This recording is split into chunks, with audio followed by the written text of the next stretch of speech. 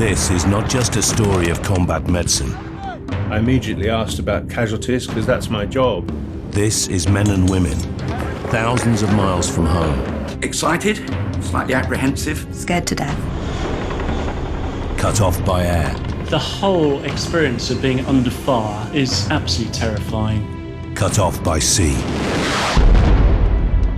It was bleak as hell. Operating under fire, they treated friend and foe alike. Mi respeto y mi agradecimiento hacia los médicos que salvaron mi vida. We treated them how we would have liked to have been treated if the boot was on the other foot. Dealing with over 1,000 high-trauma patients in just 6 weeks. We were in an overwhelmed situation. Using original footage and personal photographs, testimony from patients, medics, and key players on both sides.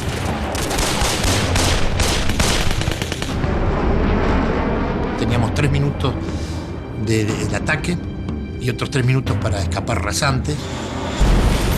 And I thought, my God, if only I'd allowed them to paint red crosses on the roof. Theirs is a story that has waited 30 years to be told. I had broken down and wept. This is the story of the Falklands combat medics.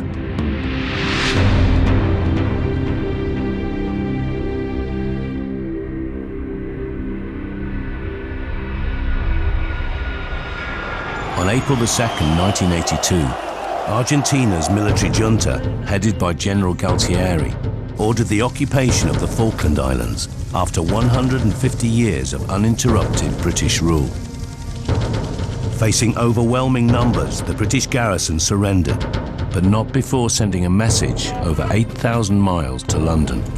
As military switchboards lit up across the UK, the fleet headquarters at Northwood went to full action stations. Within the hour, the message went out to the UK main battle group on exercise in the Mediterranean. Stand to on 48 hours' notice to go to war. The British military campaign to regain the Falklands had started. Codename Operation Corporate. Brigadier Julian Thompson was the man ordered to retake the islands for Britain.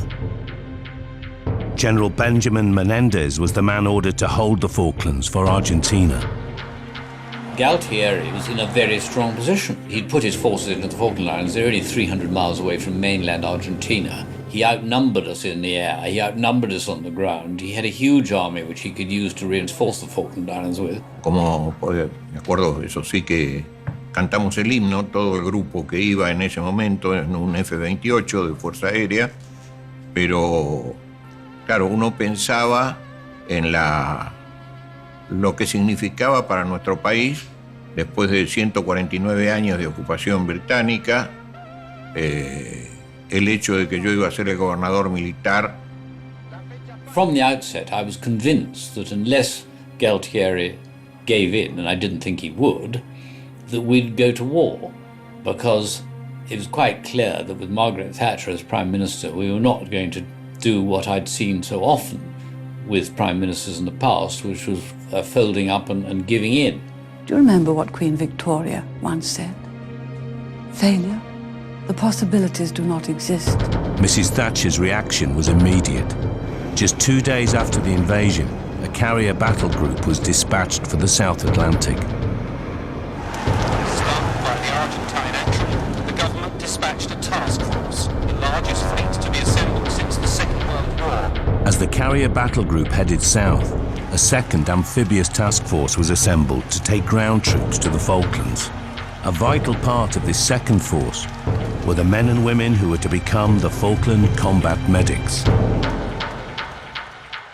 The fact that a force had landed and captured the garrison came as a huge surprise to most of us. In 1982, Surgeon Commander Rick Jolly was in charge of 3 Commando Brigade's medical squadron. My first reaction was that it was an April Fool's business, because at 4 o'clock in the morning on April the 2nd, the phone rang in my bedroom here in my house, and the Marine on the switchboard said, "I'm sorry, sir, you're required in the headquarters by the commanding officer in half an hour." Liz Law was a senior nursing officer at the Royal Naval Hospital, Plymouth. That evening, I was just about to dish up supper. We had a phone call, and it was a representative from the Naval Hospital saying, could you please pack your bags because you're going to the Falklands? My first question was, have I got time to finish my dinner? And my second question was, what shall I pack? The answer was, no, you haven't got time to finish your dinner, and could you be in the Naval Hospital within the hour? The P&O cruise liner Canberra was requisitioned by the MOD to take troops and medics south. It was all rather exciting to be going somewhere. Surgeon Lieutenant Commander Andrew Yates was one of the first medics aboard. We boarded her and were assigned cabins, and there was a huge amount of work going on. And then finally we set sail for unknown destination at that time, and we did not know what we were going into. Richard Moody was a senior naval anaesthetist. We sailed that evening to bands and relatives and all the way down the Solent, cars flashing their lights. And then we went off into our great adventure. The medical team found themselves going to war on a 5-star P&O liner. It was quite an extraordinary way to go to war, really. In a big cabin, outboard cabin, in a luxury liner. Surgeon Lieutenant Commander Nick Morgan recalls a surreal environment, far removed from the realities of war. I can remember cocktails, 3-course meals being served by the stewards, liqueurs afterwards. And there was a very unreal sense about this particular process of going to war. Another P&O vessel, the school's educational cruise ship Uganda, was converted into a dedicated hospital ship. On board, Liz Law found herself equally removed from the war. We had a Royal Marine Band on board, and they continued to put together concerts to entertain all the staff on the way down to the Falklands. We also had films sent through from the Naval Film School, one of which I do remember because it was Raise the Titanic, which seemed rather an odd choice. 3 weeks and 4,000 miles, steaming on a cruise liner, lulled many of the medics into a false sense of security. Many people didn't believe it was really going to happen. And there wasn't a sense of danger or imminent death and wounding. I don't think we ever really thought it was going to be a war at that stage. We kept saying to one another, well, we're doing all of this, but they'll solve it by diplomatic means. It's not going to turn into anything too bad. Surgeon Commander Jolly thought otherwise. We had a young Marine in our squadron called Garcia. He knew the Argentines. And I looked at him and said, well, what do you think? He said, sir, there is no question you're going to have to fight. Above all, they will not negotiate with a woman. What matters is we recover those islands. What matters is that the fleet is on its way. Further south, the carrier battle group was already engaged in a hot war with Harrier raids on the Falklands capital, Port Stanley. Then, a month after the conflict began, the UK submarine HMS Conqueror sank the Argentinian cruiser, the General Belgrano, with the loss of 323 lives. Con la noticia del hundimiento del Belgrano, y obviamente fue un golpe muy fuerte, y sobre todo porque en el primer momento no se hablaba de sobrevivientes. Y por el lugar, las aguas donde se había producido, era más probable una pérdida casi total o total de vidas que lo que después ocurrió, gracias a Dios. Argentinian retaliation was swift. British Type 42 destroyer HMS Sheffield was on perimeter air defence duty, protecting the main battle carrier group. She was unaware of the menace about to strike. I was doing maintenance on the diesel generator at the time, and I'd just actually finished. I turned around to put the rags I'd been using into a bin, and as I turned towards the starboard side of the ship, I just remember a bang.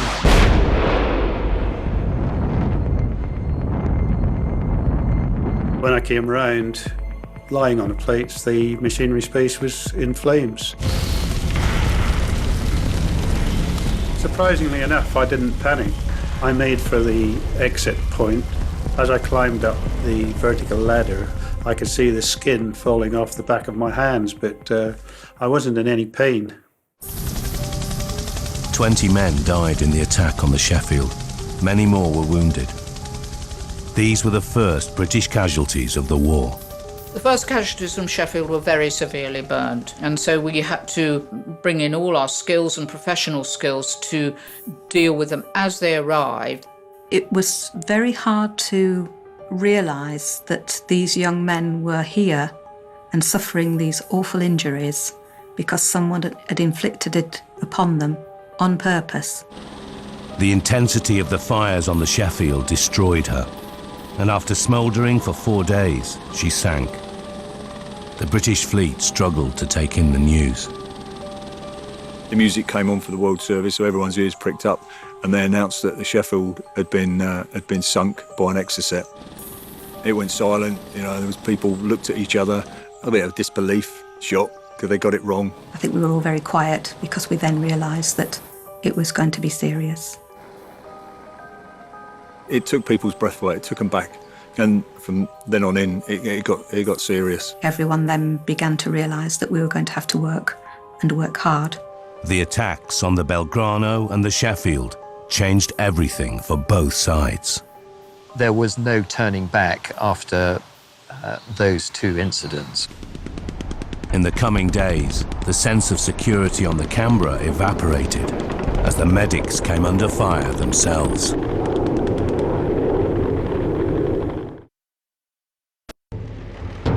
Six weeks had now passed since the Argentinian invasion, and both sides had lost lives. Britain's amphibious task force has joined the embattled carrier group in the cold waters just off the Falklands.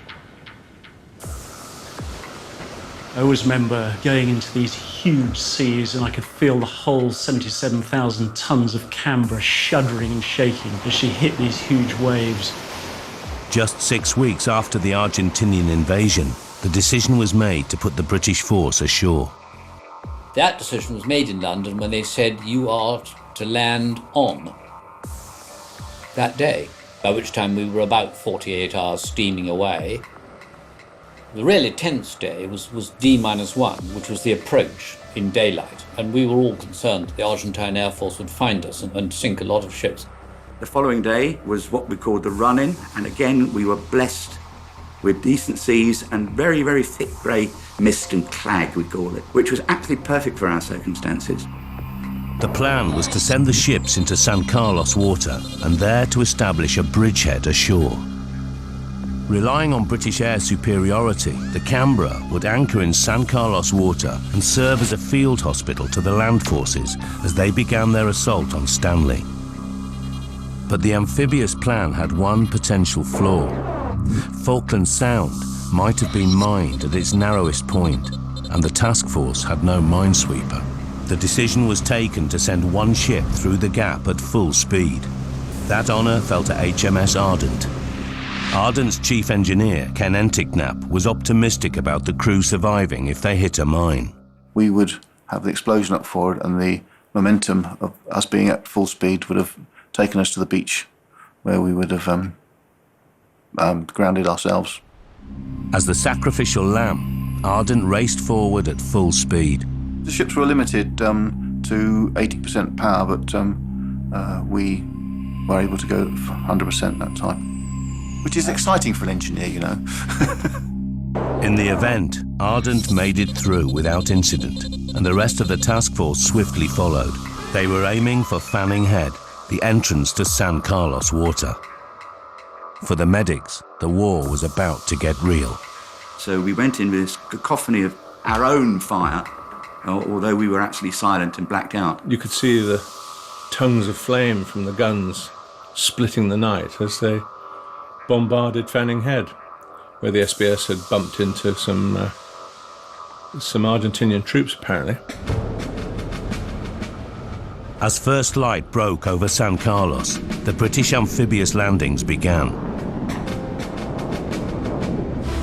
Despite their worst fears, on all four of the target beaches, British troops landed unopposed. Rick Jolly helicoptered to Fanning Head, to see if there were any casualties from the firefight earlier in the day. He picked up several wounded Argentinians. Took them back to Canberra, where they were looked after. Simple things like shrapnel wounds. The British Falklands Field Hospital was at last open for business, and its first patients were Argentinian. These were our actual live test cases, and it did work quite well. We got them sorted out, got them resuscitated, gave them some blood. The usual protocol was fulfilled.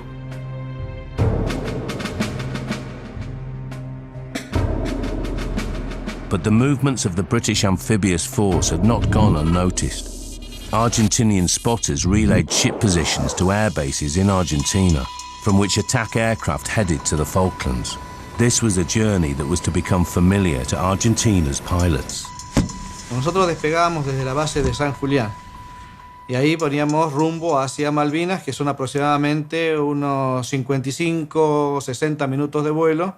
Y era la primera vez que salía y me encuentro aproximadamente a 14.000 metros de altura. Los numerales le íbamos diciendo al jefe de escuadrilla que bajara hasta que el tubo de chorro levantaba el mar. Back on the Canberra, in sunny San Carlos water, the medics got the first indication that something was wrong. 10 o'clock, air raid warning red. The hooters are going, people are looking at each other. Then it all went horribly wrong as the first air attacks came in. Que bueno, uno en el caso mío lo vi como si hubiera sido una película de guerra, o sea, en blanco y negro me encontré con ese panorama, aproximadamente unos 12 buques de guerra.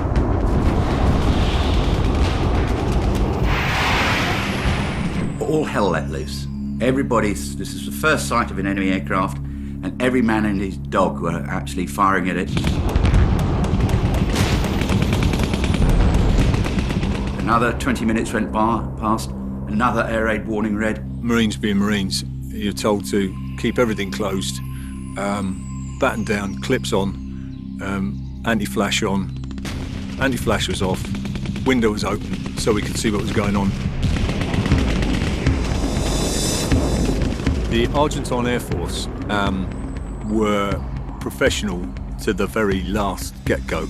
Así que empecé a ver los disparos que me efectuaban desde la fragata y ahí realmente reaccioné y digo, bueno, yo también tengo que contestarles porque no es de un solo lado que hay que tirar. Entonces... In the field hospital on Canberra, the medical team were in considerable danger. The hospital on the ship was pretty exposed, being very high up, just underneath the helicopter deck. Although we got carpets up against all these panoramic windows, you're told to keep well away from it. Take cover, and everybody dived to a relatively safe position on the ship. You just heard the guns going off and missiles going past us, and it is just horrible. And you keep your fingers crossed and pray that you're going to survive. Teníamos 3 minutos del ataque y otros 3 minutos para escapar rasantes. And then it's all over. It's all over. They've gone. Between air attacks, wounded men began to be helicoptered to the field hospital on board Canberra. We started receiving casualties from other ships. These were stabilised. The first few didn't need operating on straight away. As medic-in-chief, Rick was soon out in a helicopter, looking for more casualties.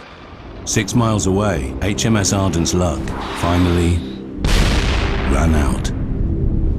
Down in the south, we saw a ship being attacked and a huge pool of smoke, and it was, of course, HMS Ardent. By the time Rick arrived, the crew were already evacuating onto another ship. But 2 decks down, Chief Engineer Ken Enticknap was badly hurt and trapped in the burning wreck. We were in thick black smoke. I was trapped by something across my back, and no matter how hard I tried, I couldn't free myself from it. The fire was burning like the fires of hell in her side, and the glare and glow was very powerful, and you could feel it on your cheeks. Somebody was walking through the wreckage of the dining room, and he came to me and said, "Oh, you're right, Chief." I said, "No, can you get this off my back?"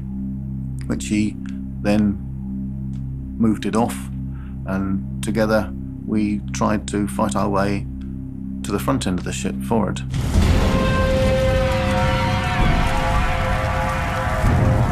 We got a whiff of fresh air. Now that I can remember, it was sweet, and I knew then that we were going to get out.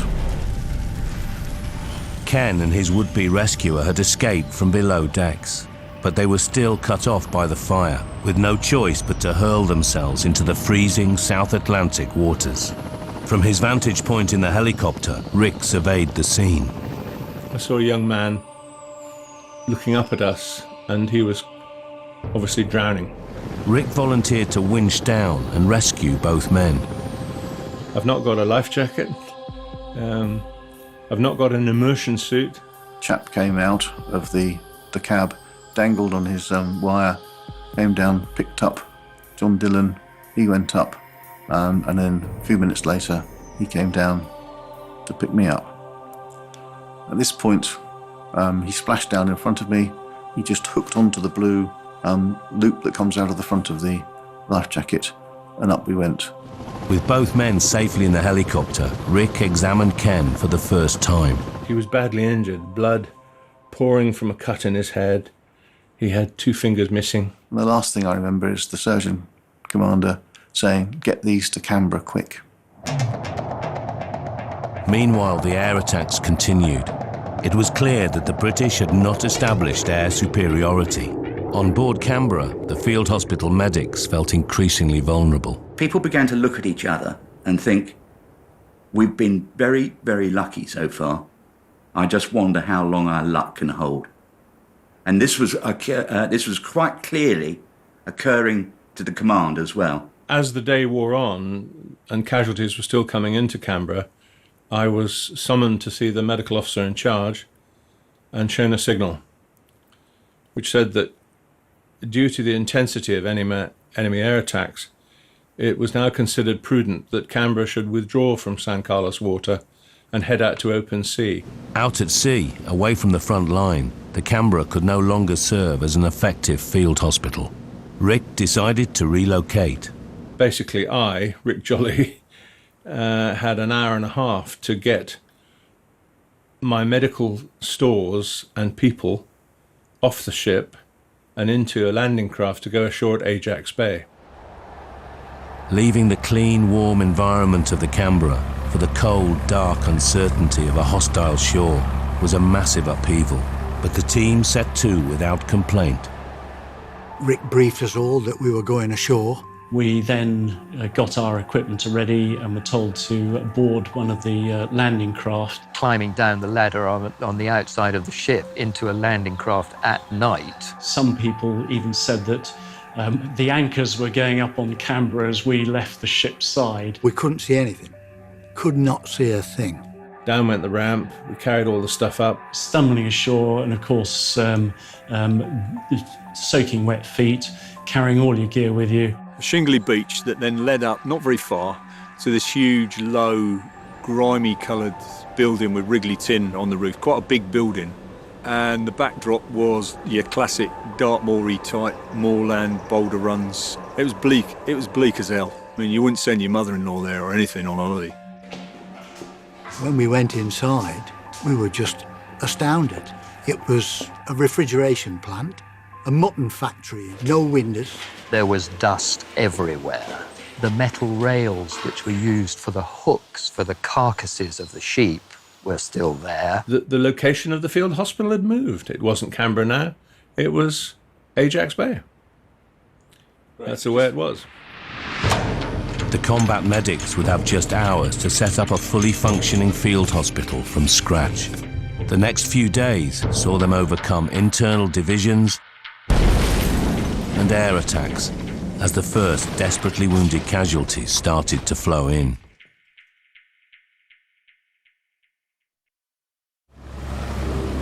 It was the first day after the British amphibious landings. The combat medics had been forced to abandon plans to use the Canberra as a field hospital. Under cover of darkness, they slipped ashore. At dawn the next day, the team awoke to find themselves camped out in a deserted refrigeration plant at Ajax Bay on the shores of San Carlos water. The large room had no windows and only one door. There was a lot of tidying up to do, and then, of course, there was all the setting up of the medical facility, as well as the sleeping and accommodation areas for all those staff managing the hospital. Royal Marine Jim Giles certainly felt the place lacked home comforts. It was cold. I don't recall there being any heaters in there, so it'd be about 0 most of the time. Between back-breaking shifts to bring the hospital on stream, everyone was also required to dig their own air raid shelters. We were all at it, trying to dig as deep as we could. And we constructed some very nice bunkers, we thought. Ours had a chimney in it. We found a bit of old drain pipe because some of us smoked. And others wrote on rocks at the entrance, "Home Sweet Home." We tried to make these bunkers as habitable as possible because if we weren't doing any work, we'd sit outside rather than being in this rather large building, which was very identifiable to the enemy. Under the Geneva Convention, field hospitals are entitled to paint red crosses on the roof. This puts them off-limit to enemy air attack. It's defended by clearly marked red crosses on a white background. It's also declared to Geneva. At one stage, I was asked, could we paint red crosses on the roof of this building? And I said, no, we can't, because it's situated among a logistic area. The hospital was now sited right in the middle of a busy British ammunition supply dump, a perfectly legitimate target for the Argentinians. To paint red crosses on the roof would therefore be a breach of the Geneva Convention. I didn't want to give the Argentines any excuse for breaking the Geneva Convention themselves on the basis of, well, the Brits are doing it, we can. The hospital would have to go unprotected. It sounds convoluted, but it's cricket. Unprotected from the air, the hospital was now threatened by some internal divisions. The age-old rivalry between Green Beret Marines and Red Beret Paras now sprang up among the medics at Ajax Bay. I noticed that when I introduced the Para Royal Army Medical Corps boss, my Marines started hissing. And that those sentiments were reciprocated when I introduced some of the medical squadron personnel, and eventually it got all too much for me, and I just let them have it. He cleared lower deck, or everyone outside, and he got on his box and laid down the law.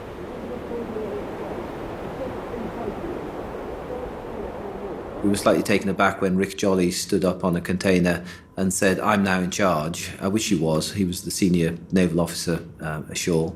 And we were subordinated under the Marine Surgical Group, which took us aback a little bit. I shouted at them and I said, it was awful to see energy being wasted on this tribal nonsense. I'd never seen that side of him before, but he certainly laid down the law that day. It worked. He christened the hospital the Red and Green Life Machine, and that summarized the joint effort between the parachute regiment doctors and the Royal Marine doctors. Indeed, it was a Red Beret parasurgeon who soon earned the respect of all the Green Berets. The parachute regiment had a consultant general surgeon ashore, Colonel Bill McGregor, who was a considerable father figure to the more junior surgeons. He was much older than the rest of us. Very quiet, very methodical, just a complete guy, really lovely. He was a gruff Scot, didn't really conform to the military model, had very, very little time for authority. Having probably worked 24 hours at a stint, he'd sneak off to his large pack, have a quick draw on a Benson and Hedges and a slug of Bell's whiskey that he kept in his large pack, and then went back for another 12-hour stint. You know, that was the type of guy he was. So great example to us all, really. This newfound unity came just as Ajax Bay received its first casualties. At first, these casualties were mostly from the ships, which continued to take a hammering in the waters just opposite the hospital. Ajax Bay's first Argentinian casualty was quick to follow. A Skyhawk jet went low over the top of us, and we all went, ooh. and we watched as it ran in to attack HMS Intrepid. And as it did so, a Rapier missile fired from the shore went straight up its exhaust pipe.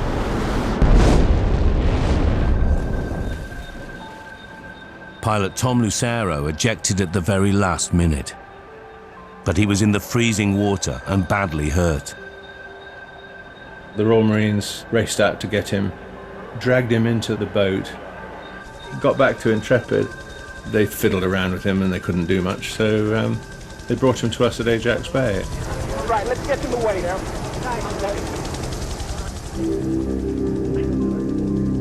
Back in Cordoba, Lucero's wife, Marta, had a sixth sense that he was in danger. Y yo ese día, cerca del mediodía, no sabía cómo explicárselo a mi mamá, o sea, pero yo me sentía como angustiada, rara. Y bueno, y no me equivoqué porque después esa noche no me llamó y bueno, uno... I welcomed him and I said, here you are among friends. You're an injured pilot, you've been hurt doing your duty for your country, and we shall look after you. He looked at me and you could see he didn't really believe it. Thought I was going to set him up for a little torture, perhaps. Tom Lucero's first thoughts were for his wife. I asked him where his wife lived. He said Cordoba. I said, I will try and get a message to her that you are alive. Lucero's knee was very badly hurt. It was manipulated back into place by the British surgeons. In Cordoba, Marta received the good news. A los tercer día me avisan de que estaba prisionero.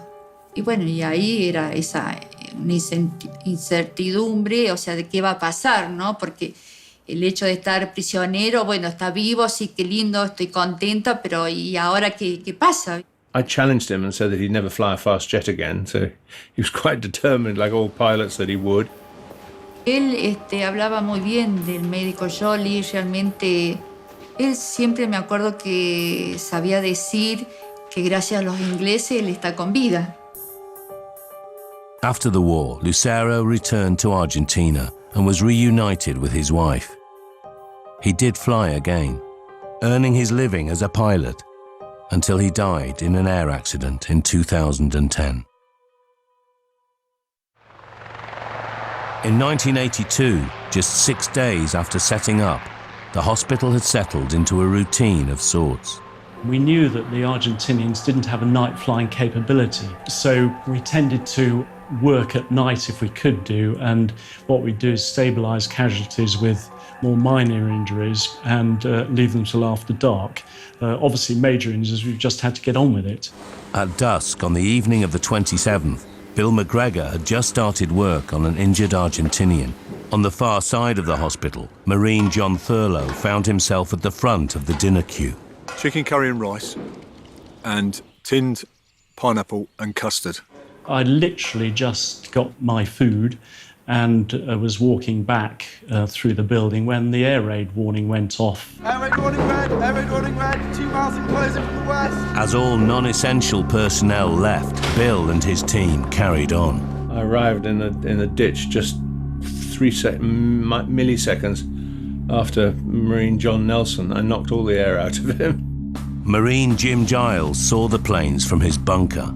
I've no idea how fast they were going, but it'd be 400 knots plus, I'd think. And so we opened fire. Inside, Marine Thurlow was still heading to his sleeping quarters to eat. As we got back into the area, there was one almighty explosion.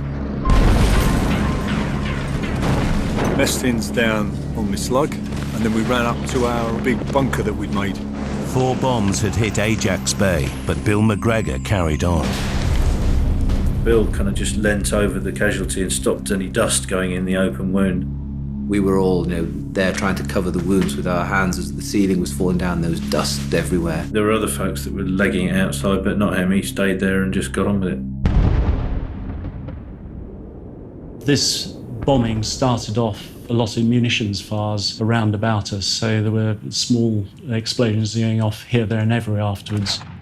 We were sat in the bunker, and of course there's rounds going off. We didn't know if there was a counter-attack. We didn't, there's lots of confusion. And the overriding thought for me was the fact that my chicken curry and rice was going cold and that someone had have away me pineapple chunks and me custard.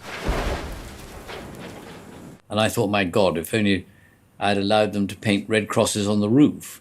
I think the decision not to do so was correct, but I felt absolutely horrified when I saw those bombs landing. I immediately got into a boat and went across the other side.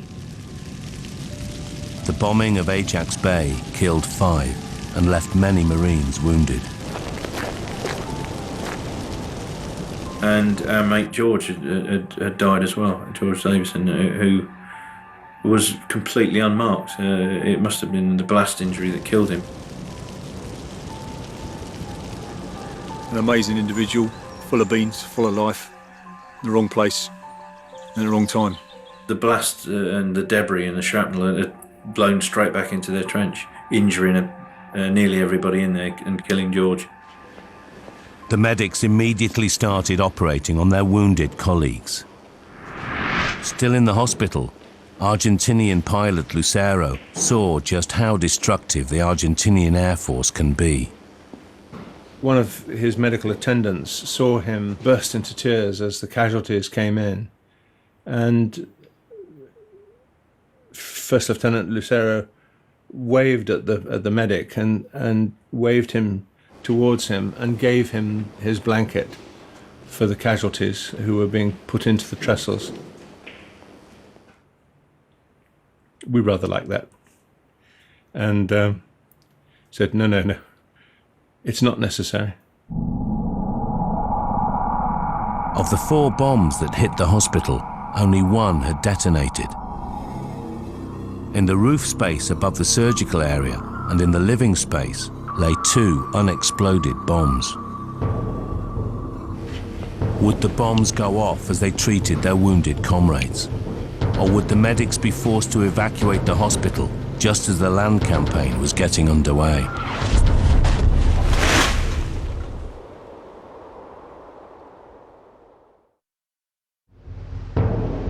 The British force has established a bridgehead on the Falkland Islands around San Carlos water. Forced to abandon the cruise ship Canberra, the medical teams have been operating out of a disused mutton refrigeration plant at Ajax Bay. An Argentinian air raid has killed several of their colleagues and left 2 unexploded bombs in the hospital roof and living space. Even as they operate on those wounded in the attack, they need to work out whether these bombs still pose a threat. It turned out that the French who'd made this bomb had supplied us with the wiring diagram. And there was an RAF bomb disposal expert called Alan Swan with us who had this map. And I think he was from the RAF with a set of plans and said, here's the deal. It might have a delayed fuse on it. He said, but we don't know because it's a French bomb and the plans are in French. Does anyone speak French? I said, yeah, I've got an O-level in French. I've just been there on holiday. So we sat down with these plans on the bomb, trying to work out what the French word was for time delay fuse. We went through the whole thing and I couldn't find anything that resembled time delay fuse. It wasn't in my O-level syllabus. Just as they work out that the worst case scenario was a 33-hour delay fuse, the hospital was put on notice of a major ground offensive. There was no time to worry about unexploded bombs. I was ordered to go and take Goose Green. So I did as I was bid, and I sent down 2 para to go and capture Goose Green. Goose Green, a small hamlet before the invasion, was heavily defended by a large, well-dug-in Argentinian garrison. To take it would require a full frontal assault. The 2nd Parachute Battalion, led by the charismatic Colonel H. Jones, began to move forward. A pitched land battle would mean casualties on an altogether different scale, raising the stakes for the medical teams. How would we do? I didn't know for sure. The idea of letting down your colleagues, whether they be paratroopers or Marines, was just unthinkable. So I was optimistic, but my heart was in my mouth. As the hospital held its breath behind the lines, 2-Paras medical officer, 24-year-old Captain Stephen Hughes, was facing the biggest challenge of his life. Stephen Hughes would be with the battalion, saving lives in the thick of the action. We moved forward overnight in what we refer to as a battalion snake, which is essentially a line of soldiers moving forward, following the man in front of you. Captain Hughes trusted his men, but he was concerned that the team lacked experience. None of my soldiers had seen a gunshot wound. When the battalion hit an Argentinian patrol, the first wounded were Argentinians. The team made the transformation from peacetime theory to battle experience. I was able to blood them, if you like, with those first 2 casualties. But the medical team was nearly dealt a fatal blow before the battle proper began. Stephen Hughes stumbled under his heavy pack in the rough ground in the semi-darkness, fracturing his fibula and damaging ligaments in his ankle. This injury would normally mean immediate evacuation, but without Stephen, the battalion's medical support would be severely compromised. All I could do was to tighten up my boot as much as I could so it functioned effectively like a cast. Despite the intense pain, Stephen had to press on. We moved forward along a track which had relatively high sides.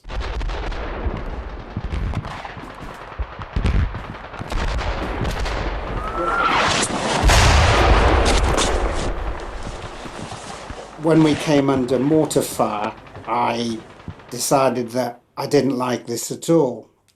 And in my own mind, was quite happy to go back to the NHS and work 24/7 as long as I could get out of this place.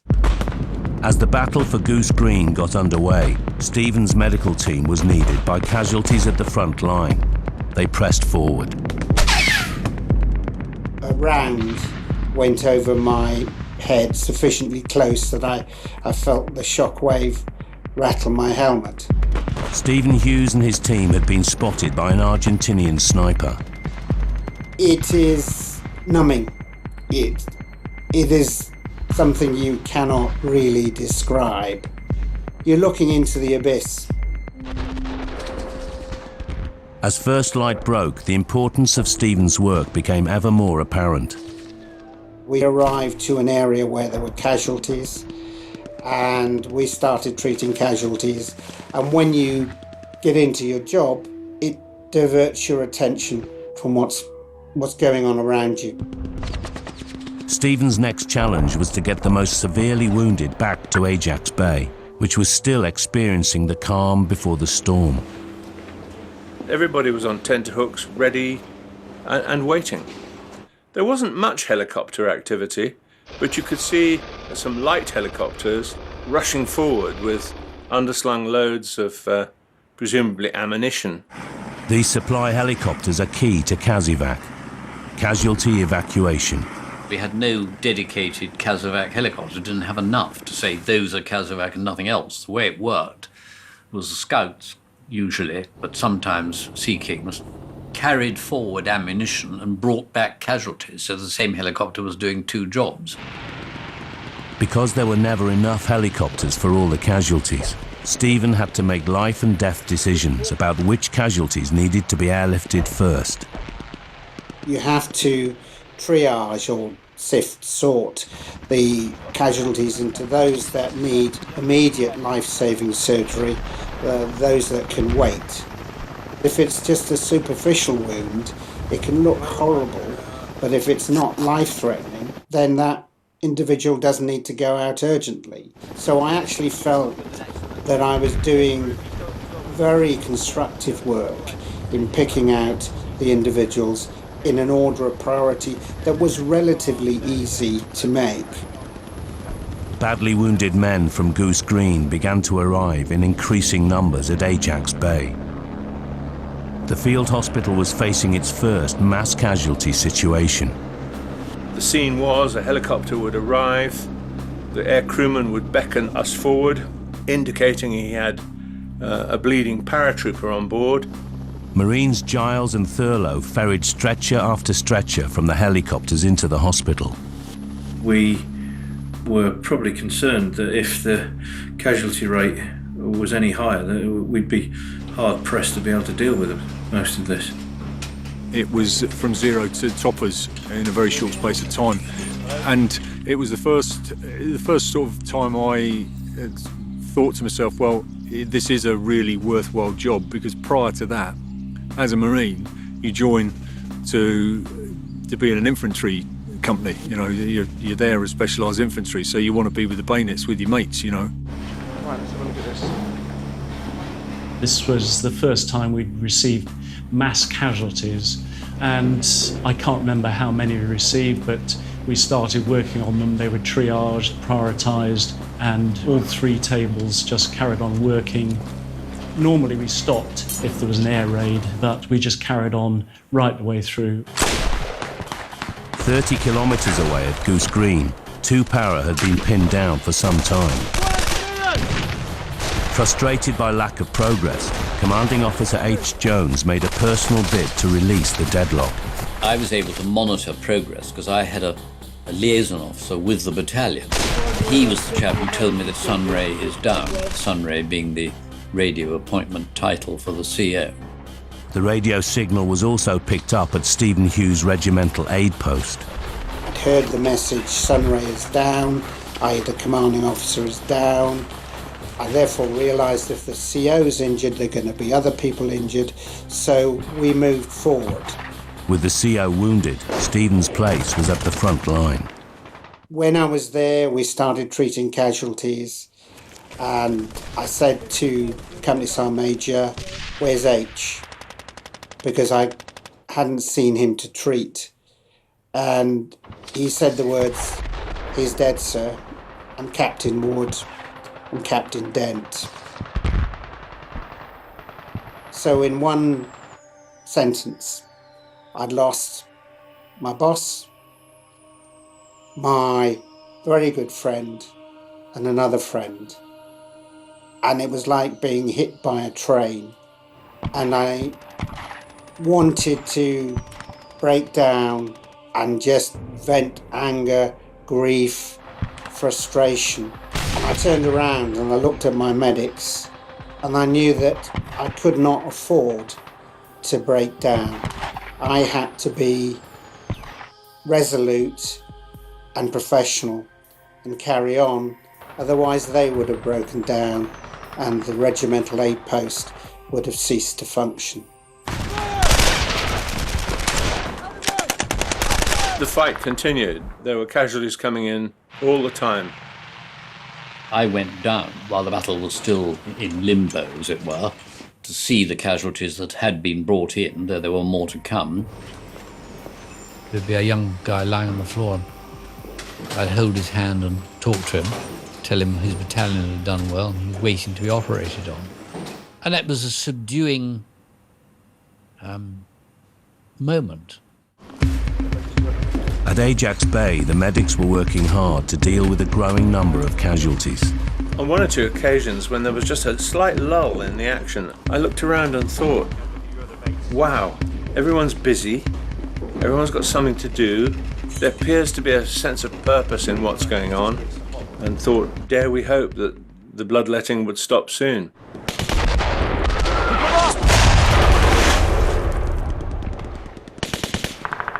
At Goose Green, the regimental aid post was coming under fire. 5 miles to the north of us, there was an Argentine spotter on Mount Usmore. So every time helicopters came in, we could expect an artillery barrage within 30 to 60 seconds. If things were bad at the regimental aid post, they were worse on the front line. The Argentinians were using an anti-aircraft gun to devastating effect, pinning down the paras on the forward slope towards Goose Green. An exploding shell had nearly completely severed Sergeant Chopsy Gray's leg.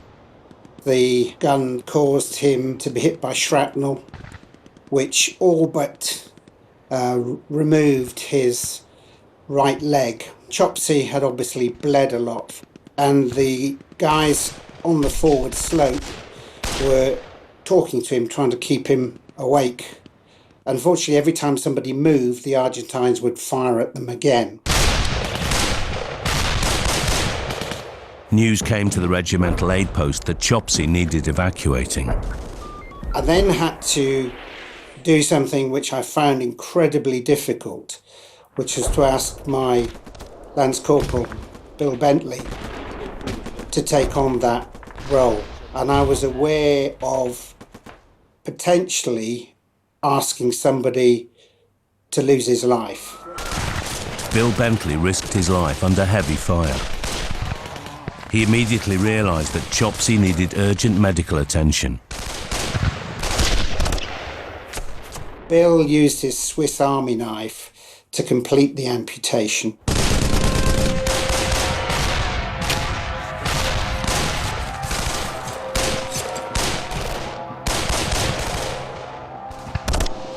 Eventually, Chopsy made it back to the regimental aid post.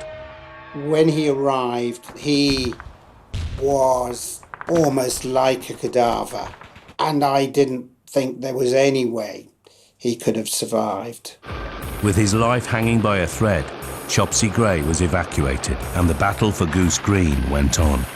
Fortunately, 2 Para were able to take Goose Green with the aid, I might say, of a timely strike by 3 GR3 Harriers on an anti-aircraft battery which was being used in the direct fire role on the battalion. In the heat of the battle, almost no one noticed that 33 hours had elapsed and the unexploded bombs in the hospital roof had not exploded. Maybe luck was on their side, as at last the first major land battle of the Falklands campaign was over. As the Paras secured and checked the battlefield, more and more wounded Argentinians were found and sent back to Ajax Bay.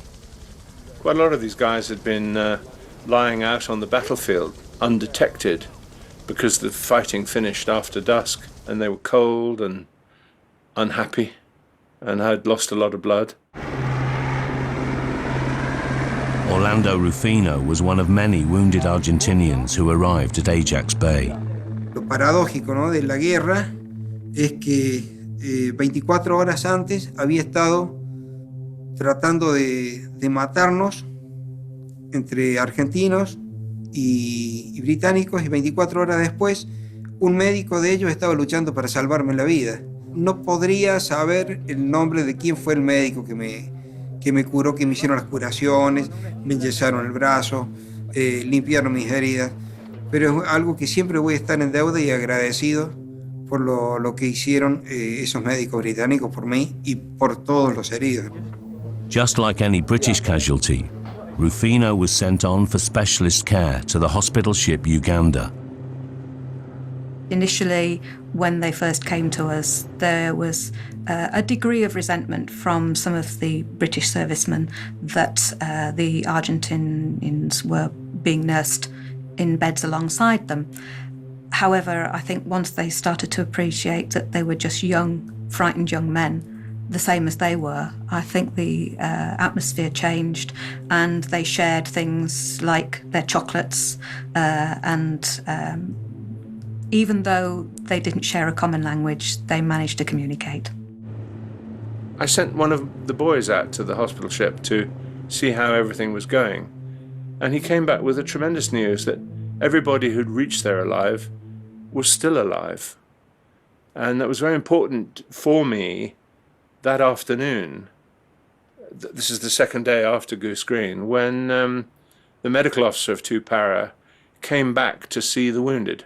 I had a notebook with a list of names of most of the casualties, not all of them. I saw him get off the helicopter, but he was very reluctant to speak to me. And I said, "Steve, what's up?" I said, "How many didn't survive?" And I said, "You mean the wounded?" He said, yeah. I said, "No, they're all alive." And I found that very difficult to believe. particularly with respect to Chopsy Gray, who had his leg blown off. And he looked at me shrewdly and said, "You're not telling me the truth, are you? You're trying to soften the blow for me." I said, "Steve, definitely not. I wanted to congratulate you and your boys because you've done such a good job." I suddenly felt exhausted, emotionally drained, I think, because until that point I'd been driven by wanting to find out who had survived and who hadn't survived, and then to find out that everybody had survived just left me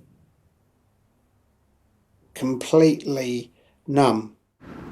In the days following the battle, the British dead were also brought back to Ajax Bay. My steady men, the four hard men, I'd said to them, I'm going to ask you to do something that's going to be a very serious drain on your morale and courage. And I want you to help me identify the dead.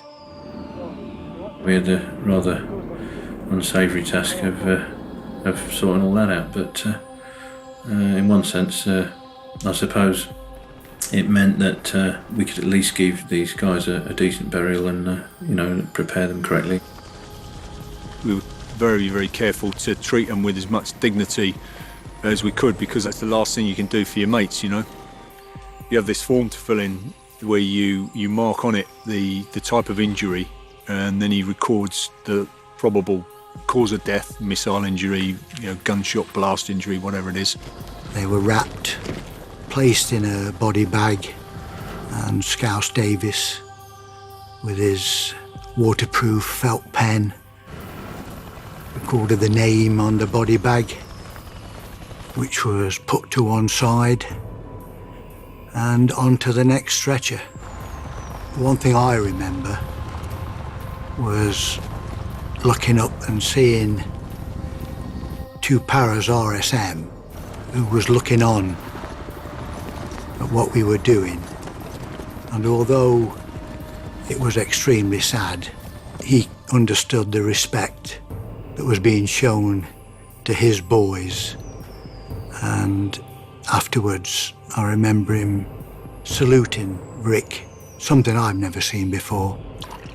After such a difficult day, Rick was careful to look out for his men. The boss gave us a nippy sweetie, which helped. They call it diffusing now, and colleague support. Get in a huddle, have a rum, in a coffee, shoot the shit, talk with the boss, get the updates. Whenever I see the boys now, I still apologise, and they say, don't be silly, boss. It was an honour. It was the most important thing we'd ever done. What I do remember was the funeral service of the 17 that were killed. That was an extremely poignant service as the bodies were laid in their mass grave.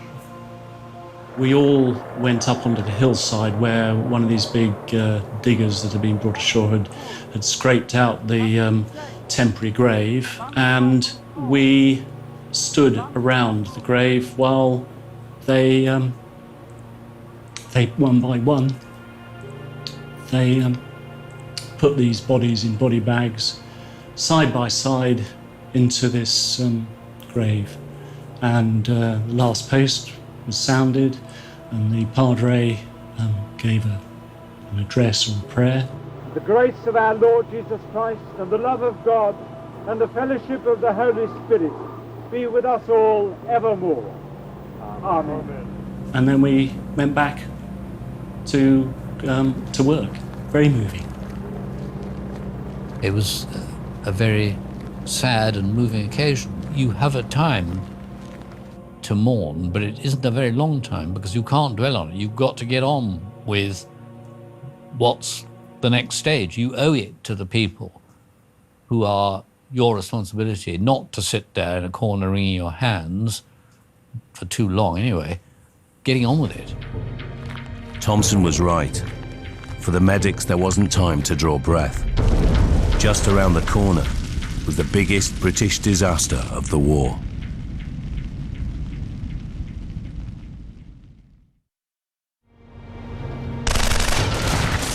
Just 1 week after the British landing, the first major battle of the campaign had been fought and won. Goose Green was in British hands once more, but both sides had paid a high price in dead and wounded. In just 48 hours, the medics at Ajax Bay had treated over 100 servicemen from both sides. 70 kilometers away in the Falkland Islands capital, Port Stanley, Argentinian commander General Menendez believed that British losses would make them hesitate before launching another attack. Cuando terminó Darwin Goose Green y tuvieron conciencia de lo que les había costado y de las bajas que se le habían producido, hay un libro, creo que es La batalla por las Malvinas, donde dice, ya nadie dentro de las filas inglesas estaba entusiasmado con atacar rápidamente y sin mucha preparación Puerto Argentino. On balance, I think, Goose Green was a good thing because of all the things we learnt from it. It demonstrated to the Argentines that we meant business. We also learnt a lot of lessons about the Argentines and how they'd fight, and I decided I would maximize on our strengths, which was our ability to fight at night because we were better trained than they were, minimize their strengths, direct fire weapons, ergo you fight at night. To take Port Stanley, the British had to cover over 70 kilometers of freezing, wet, inhospitable terrain, occupied by a well-dug-in enemy. The lack of helicopters meant that the Marines and Paras of 3 Commando Brigade had to walk every step of the way, carrying all their own equipment. After the Battle of Goose Green, the British had a large number of POWs on their hands. The area next to the field hospital became a prisoner of war camp. We captured a young flight lieutenant doctor called Miranda, and he was a very pleasant chap, and he was carrying a surgical textbook by an English surgeon, so he spoke good English. And we said, why have you got that? He said, well, I'm studying to be a surgeon. So we said, my dear chap, you want to do some surgery, do you? Right. Well, come with us. El doctor Rick me preguntó si quería trabajar con ellos, o sea, y a mí me pareció bueno, porque una herida no tiene bandera, o sea, es un ser humano el que está herido. Es decir, con los otros colegas británicos, es decir, luego de las presentaciones, o sea, trabajamos en conjunto y con muy buena relación. Argentinian POW Dr. Miranda went on to become an integral part of the medical team at Ajax Bay as casualties continued to flow in from the advancing front line. And it was about now that the medics realized they were achieving a remarkable record, as Rick Jolly highlights in a TV interview for television news. Everyone that's come in here alive, despite their horrible wounds, has gone out alive. This record could only be maintained by the hard work and dedication of the medics themselves. I can recollect times when we were under air attack and we were working. You just had to concentrate on what you were doing. Attention to detail is vital when dealing with modern war injuries. It's not just on impact that a bullet threatens life. The great danger in warfare is that you will get tetanus or gangrene if you sew up a wound initially. You know, the classic cowboy film where you see a bullet hole going in and someone digs out the bullet and then everything's okay. It doesn't happen with high velocity wounds. It creates a lot more damage to the flesh than is obvious.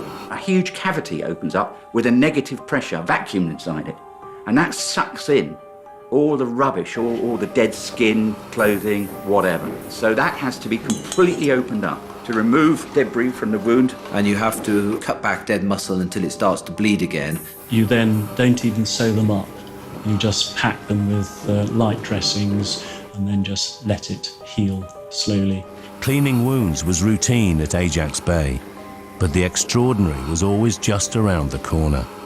There was one casualty who had got shot across the neck, and he was incredibly lucky anyway, because millimeters further back and he wouldn't be with us. Normally with injuries on the neck or above, because it's very vascular, you sew them up. And this was done, And I had anaesthetised the next patient when there was a call that this chap was having problems breathing. As I rushed over to him, all the lights went out because the generator failed. So I looked down his throat and could see all his tissues had swollen up. I then had to call the surgeon across, who by torchlight did an emergency tracheostomy and made an airway so this chap could breathe again, thus saving his life. This patient, like so many others, was in fact Argentinian. Humberto Martinez also found himself at Ajax Bay with a bullet hole in his foot. Que me quedé medio dormido, pero no fue lo suficientemente fuerte la anestesia. Era el momento que llego al quirófano y ya veía a todos alrededor mío con la mascarilla. Me incorporo, para gran sorpresa de ellos, porque yo tenía que estar dormido, y les pido por favor que no me corten el pie. Por supuesto, vuelvo a desvanecerme y ahí no me acuerdo más nada. Hasta el otro día que un inglés me despierta y me dice que tenía los dos pies, two legs. No one, two. I was often asked, and certainly afterwards, who would you choose to operate on first, an injured Argentinian or an injured Brit? And the answer to the question is always, who's the most severely injured? And the answer, Argentinian, then he goes first. During the campaign, I treated more Argentinians than I did British. We treated them how we would have liked to have been treated if the boot was on the other foot. Y ahí pude ver esto extraordinario que es la sanidad o el cuerpo de médicos, donde no existe diferencia entre si es inglés o argentino. No. Trabajan todos bajo la misma premisa: aliviar el dolor, detener la hemorragia, a veces determinar quién vive o quién muere. As yet another badly injured Argentinian hit the operating table, Chief Petty Officer Medical Assistant Jethro Young noticed that vital supplies were running short. With the amount of casualties we were having in, we were beginning to run out of blood. And right next door to the field hospital was a prisoner of war camp for the Argentinians. So I said, let's go to the Argentine prisoner of war compound and find some volunteers to give blood to help this chap. And off went the technician. Normal prisoner of war protocol meant that the request for blood had to go through the senior Argentinian officer held prisoner. 18-year-old infantryman Victor Bertoni remembers the incident. Jefe, el médico inglés, jefe del hospital, le pide al teniente coronel Piaggi, jefe de los soldados que estábamos en Pradera del Ganso, Darwin, de que diera dadores voluntarios de sangre. El teniente coronel Piaggi en primer momento se niega. I said, what a bastard, get him in here. That really fired me up. A posteriori me llaman de nuevo, pero para el jefe de quirófano, no sé si sería el médico a cargo, que me pide donación de sangre. Lo hace en inglés a través del barbijo. Por supuesto, yo no entiendo la pregunta. Respondo el no, porque la pregunta que me pareció que me hacía era si yo la vista de la sangre o el contacto con la sangre, ¿no es cierto?, me afectaba. He bent down and turned his head to look at the face of the patient lying on the table. And the moment he saw the Indian origin of so many of the conscript soldiers, he just said, ¿Cuánto? ¿Cuál tipo? Donde yo estaba reducido, aislado, el cónsul me solicita el aporte de unidades de sangre. Creo que, si mal no recuerdo, dimos 40 unidades de sangre, en las cuales la primera que se dio fue la mía. Entonces yo, estando con otro compañero que estábamos siempre juntos, decidimos de levantar la mano y ofrecernos como voluntarios de sangre, ¿no? ¿Sí? Ahí fueron atendidos y salvadas muchas vidas argentinas. Entre ellos muchos compañeros míos de mi compañía. As the net closed around Port Stanley from the north, the British sent the newly arrived 5 Brigade to close in from the south.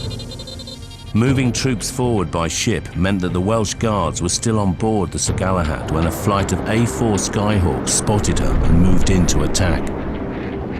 Neil Wilkinson was deep in the bowels of the Sir Galahad as the planes closed in. There was a loud bang, and like you could feel like all this air rushing past you. 50 kilometres away, news filtered in. In Ajax Bay, we heard that there was a disaster.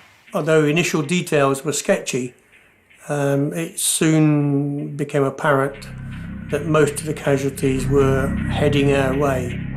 In an attack which lasted just seconds, 48 men died, and 165 were severely burned. Among them, Neil Wilkinson, still trapped several decks down. I don't know if it was flames I saw it, but if you closed your eyes, all you could see was bright orange. I can remember hitting the deck and hearing what I thought was ammunition starting to go off. I had magazines in my pouches, so I was struggling to take my webbing off. That's when I noticed then that my hands were sticking to the tank deck. As Neil Wilkinson struggled below decks, frantic rescue efforts were underway outside.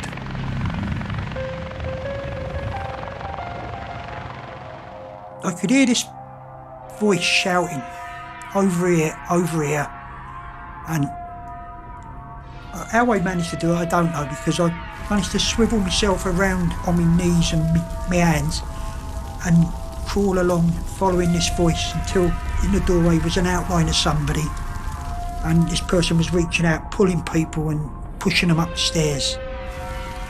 I got to the outside, onto the actual deck of the Sir Galahad, and the cold air hit me.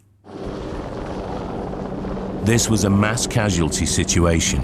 The small field hospital at Ajax Bay was about to face its biggest challenge yet. The first thing I remember was seeing the helicopters waiting to come in and land at Ajax. They were like steps, 6, 7 of them leading up into heaven. And the Chinook, with its full load of casualties, landed at Ajax Bay. And we were in an overwhelmed situation. We afforded every casualty their own buddy. And if you can imagine guys with skin hanging from their face and arms, shaking with shock, scared and hurting. I remember the smell in Ajax Bay in the hospital. It was of burnt flesh, and you couldn't get away from it. The whole place smelt of burnt flesh. It was full of these white faces with flamazine cream smeared liberally all over them. People with limb burns, with plastic bags covering their burns. Next thing I do remember is waking up in Ajax Bay in the field hospital there. And it was like pitch black, and there was like just rows of us lying on these stretchers. The boys instinctively knew what to do, and they allocated themselves to the patients who were all over the place in the main treatment room area. You'd leave someone in charge of someone who you just put a drip into, and they would get the fluids going. You go on to the next one, put another drip in. With a blanket wrapped round them, hot mug of tea and a fag. They couldn't hold the cigarette because their hands were stinging so badly, but they would pull, and the glowing tip, instead of stinging their cheeks, the heat was absorbed by our hands. Some bloke came up to me and gave me a Mars bar. So I was munching on this Mars bar while he was holding it. The thing that still sticks in my memory is the lovely moral courage and cheerfulness of these Welsh Guardsmen. They just said, to a man, don't worry about me, look after my mate. The lowest point of my personal experience was that night that the Welsh Guards arrived with us. It was particularly distressing. The cries of pain gradually subsided.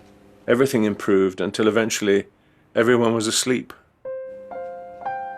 But the challenge posed by the Galahad incident wasn't over yet. With 160 severely burned patients needing life-saving specialist treatment, the medics had to get them to the hospital ship Uganda within hours. I spoke to the brigade and I said, I need every helicopter you can spare. During the course of this morning, they said the front line had priority and they were restocking it. Despite this, over the next few hours, helicopter after helicopter turned up at Ajax Bay, offering to take patients to the Uganda. In this way, many lives were saved. In spite of the many killed in action at that incident, many lives were also saved. It was the speed with which the burnt casualties could be evacuated to a relative place of safety on board the hospital ship. The nursing staff there were excellent. They were brilliant. They were, first class. And they took me then they walked me to the operating theatre because they wanted to start cleaning me up. And as I walked, I can remember walking past this mirror and looking at it. And all I could see was this beach ball on top of my shoulders. I didn't even recognise it as me. And then I started having a cry. And they took me into the theatre and started the process of cleaning up the burns. It was only later that Rick learned of one of the many motivating factors for the helicopter pilots that day.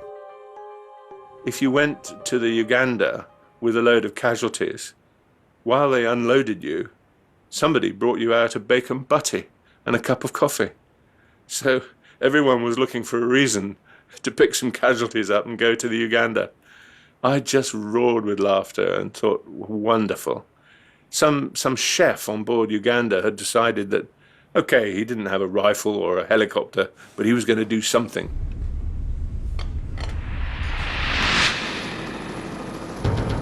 The Galahad was a personal tragedy for many, but the British command did not let it alter the course of the war.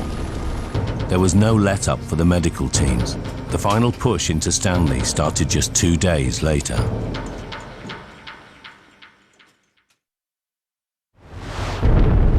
The Galahad incident had threatened to set back the British advance and overwhelm the field hospital. But just 2 days later, the final battles for the Falklands capital, Port Stanley, were underway. General Menendez had positioned strong defenses on the ring of mountains around Stanley. Y mientras tanto, lo que se hizo fue preparar las defensas lo mejor posible, comprobar las armas, comprobar los campos de tiro, que es lo que se llama, uno prueba las armas y prueba cómo funcionan en el terreno, y después esperar. His troops were well dug in, well armed, and lay directly in the path of the advancing British. We knew we were outnumbered in Stanley already, but that didn't worry me, because I thought we could probably sort them out if we did it in the right way. The medics at Ajax Bay were now over 75 kilometres behind the front line. So 2 satellite dressing stations were set up closer, at Teal Inlet and Fitzroy. I'd gone up and seen the doctors there and agreed with them that when the helicopters arrived, that if they looked in the back and they found that some of the casualties could survive another 20 minutes flying, then they should send them back to us at Ajax Bay, to always try and keep some space available in Teal Inlet and Fitzroy for the most badly injured. With medical support now in place, and just 3.5 weeks after the first British landings, the final push got underway. Phase 1 was to be by my brigade, 3rd Commander Brigade, taking Harriet, Longdon and 2 Sisters. This was going to be followed up by 5 Brigade, attacking Tumbledown and William. Hubo combates muy encarnizados, con pérdidas muy grandes. Captain von Bertele had left Ajax Bay to be with 3 Para's regimental aid post as they fought for Longdon. It was an advance at night up a hill on 2 axes against an enemy that was pretty well dug in by then. And Longdon, I was liken it to fighting your way up a bowling alley, the sides of which are held by machine gunners. The sky was just completely illuminated by tracer fire, going both ways, by artillery fire, by the illuminated flares, the mortars. It was like the Thames on New Year's Eve. It's been said that the Argentinians did not fight. This was not true. The Argentines, on all objectives, actually fought. Particularly officers, junior officers, and their regular NCOs who would man machine guns to the last and would be killed manning a machine gun. Fighting at night over a period of 48 hours, the British took stronghold after stronghold.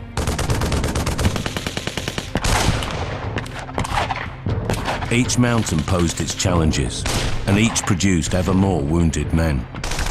And of course, the battle was not over once you'd taken the objective, because what then happened on all objectives, you were then shelled by the next load of Argentines who were holding positions further back. Despite losses, the British pressed on relentlessly. In the final phase of the battle for Stanley, Robert Ozzy Osborne was with the Scots Guards as they tackled Mount Tumbledown.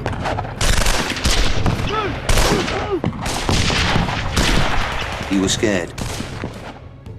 But at the time, you're not, because you don't have time to be scared.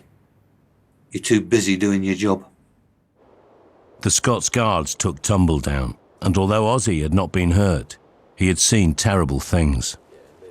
Some of the boys were involved literally toe-to-toe with the enemy. Even the company commander took somebody out with a bayonet. The next day, as Ozzy was helping casualties down the mountain, his luck ran out. 5 seconds later, we were hit by mortars. The men Ozzy was with were killed outright. I was hit. I wasn't particularly worried about it, so I thought I just broke my ankle. In fact, Ozzy had sustained very severe injuries to his left leg and needed emergency evacuation. I was hit at 12:04, and I was in Ajax Bay for 3:15. I was there when somebody stuck their head through the door and said that they surrendered. After 10 weeks and intense fighting on land and sea, the Falklands conflict was finally over. Gentlemen, I've just heard that the white flag is flying over Stanley. As Ozzy went under the surgeon's knife at Ajax Bay, British troops streamed into Stanley. I walked into Stanley on the tail of 2 para, who incidentally had switched off their radios so they wouldn't be told to stop, because we'd been told by them to stop at the racecourse outside Stanley so as not to get mixed in with the retreating Argentine army. I walked forward and I eventually caught up with the tail of the retreating Argentine army. And it's quite strange to be walking among a load of other chaps from a different army, your enemy. And they looked at me a bit curiously, but didn't do anything. 2 paramedical officer and veteran of Goose Green, Stephen Hughes, was on Wireless Ridge when news came through of the surrender. I had broken down and wept on the top of Wireless Ridge when I heard that they'd surrendered. I wandered off amongst the rocks and it all welled up. And then mixture of pride, relief, a feeling of loss for those that you wish were here with you. As word of the capitulation spread around the islands, the medics at Ajax Bay were still engaged in a desperate bid to save Ozzy's leg. They managed to stabilise him and send him on. The next thing I remember was actually getting onto the Uganda and going down a steep slope and scrounging the fag off one of the P&O lads on the boat. It was on hospital ship Uganda that Ozzy had the operation that was to change his life. As they were about to give me the anaesthetic, I stopped him from doing so. I just wanted to get hold of my foot for one time. Get hold of it for the last time, that was it. Had hold of it. Bye-bye, that's it, no further use to me. It was spur of the moment. Why I did it, don't know. The end of the fighting had a direct effect on the medical facility at Ajax Bay. When the Argentinians surrendered, that was the end of our role in Operation Corporate. For Ajax Bay, this marked the end of 3.5 very intense weeks. This extraordinary facility had been set up in just 24 hours. It had come under enemy air attack and lived with 2 unexploded bombs. It had dealt with over 1,000 serious injuries, serving wounded from both sides. Now, in just a couple of days, it was dismantled and packed up without a fuss. Senior Medical Officer Rick Jolly felt the facility had much to be proud of. We had such a wonderful survival track record because everyone that came in alive, despite their horrid wounds, went out alive. We were hugely lucky. No brigade has ever been so well served. Stood as a world record, I think, at the time. I can't think of any other operation where so many lives were saved thanks to the efforts of their medics and the expertise of the doctors and the surgeons and the medical assistants. All of a sudden, the armed forces saw their medics at work. It wasn't as if we're doing our work in a hospital. We did it right in front of them. And they could actually see it happening. And all of a sudden, our stock rose. The Falklands was a game changer. It's never been quite the same since. Once packed up, the medics headed to Stanley to await transport home. Stanley was chaotic. There were Argentinians, there were paratroopers, there were Royal Marines, there were arms, there were vehicles. I imagine that was a fairly standard sort of post-war period. Even though the war had only just ended, both sides felt little personal hostility.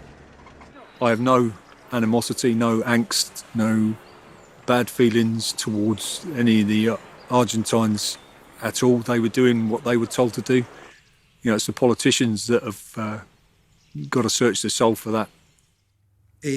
No guardo ningún tipo de rencor hacia nadie. Al contrario, respeto al soldado británico, que en definitiva fuimos camaradas, enfrentados, enemigos circunstanciales, pero cada uno cumpliendo con su deber.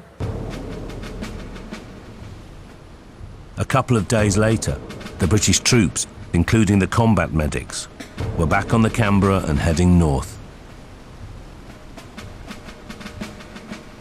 The 3-week journey home was the first opportunity for the combat medics to take stock of their achievements.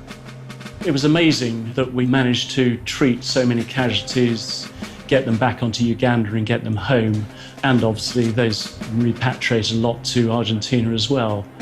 Those are the good memories. The not so good memories are the chaos, the deaths, the futility of the war, but the things I remember most are the comradeship of those people I was there with.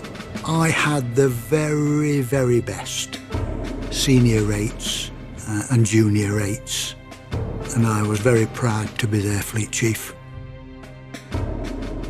The overall feeling that I had of the experience was I was sad that we were needed, but pleased to have been able to do as good a job as we could have under the circumstances. There's only 2 or 3 people who made it out of the Uganda that died. The rest of us got back.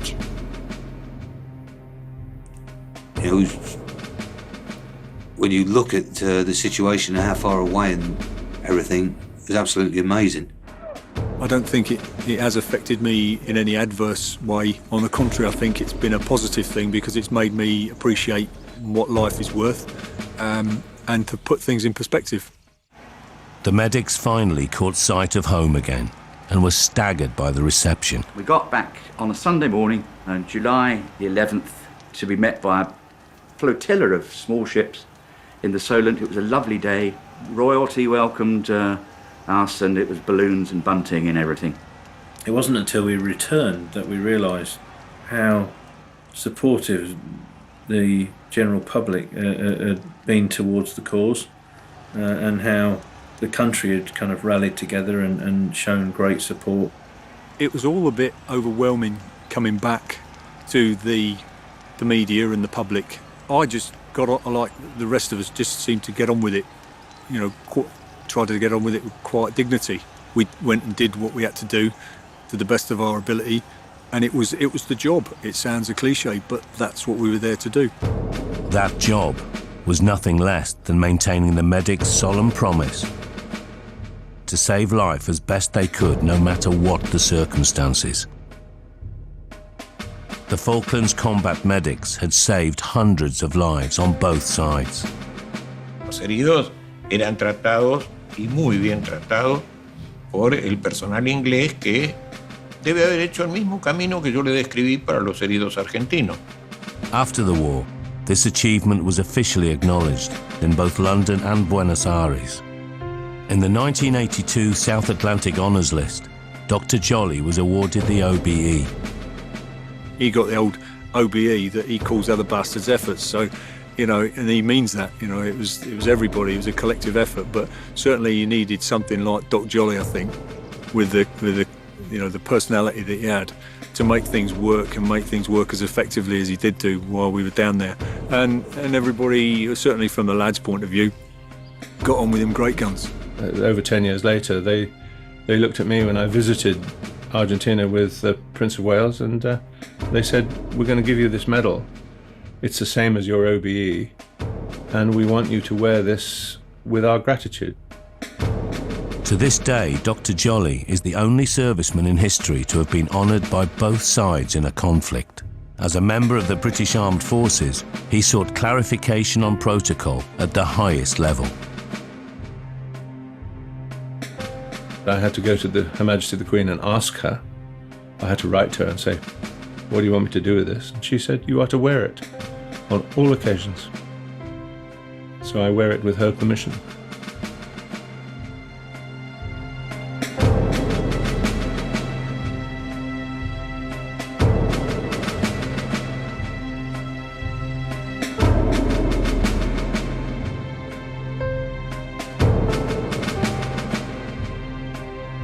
For more on the Falklands conflict, including an interview with Dr. Rick Jolly, go to militaryhistory.co.uk/Falklands.